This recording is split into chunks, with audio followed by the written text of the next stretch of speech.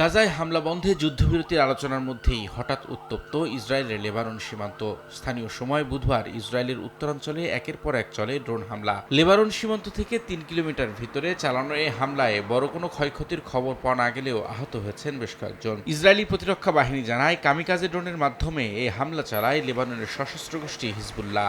এর আগে গোষ্ঠীটির রকেট হামলায় ইসরায়েলের ভেতরে ভয়াবহ দাবানল ছড়িয়ে পড়ে। সেই হামলার রেশ কাটতে না কাটতেই এবার লোকালয়ে হামলা চালানো হলো। হামলার পরপরই ঘটনাস্থল পরিদর্শনে ছুটে যান ইসরায়েলের প্রধানমন্ত্রী বিনিয়ামিন নেতানিয়াহু। ঘুরে দেখেন সীমান্ত। এ সময় পাল্টা জবাব হিসেবে অঞ্চলটিতে বড় ধরনের সামরিক অভিযানের হুঁশিয়ারি দেন তিনি। নেতানিয়াহুর এমন হুঁশিয়ারিতে গাজার পর এবার লেবাননে নতুন সংঘাতের আশঙ্কায় উদ্বেগ জানিয়েছে জাতিসংঘ।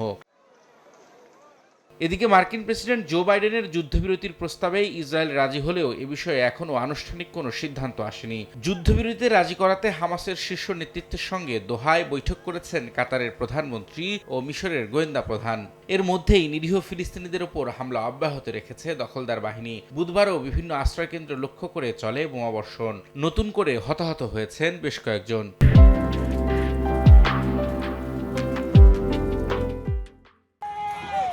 গাজায় ইসরায়েলি আগ্রাসন বন্ধে যুক্তরাষ্ট্রে অব্যাহত রয়েছে শিক্ষার্থীদের আন্দোলন। এদিন ক্যালিফোর্নিয়ার বিশ্ববিদ্যালয়ে বিক্ষোভে নামেন কয়েকশো শিক্ষার্থী। তাদের উপর চলে ব্যাপক দমনপীড়ন। আটক করা হয় বেশ কয়েকজনকে।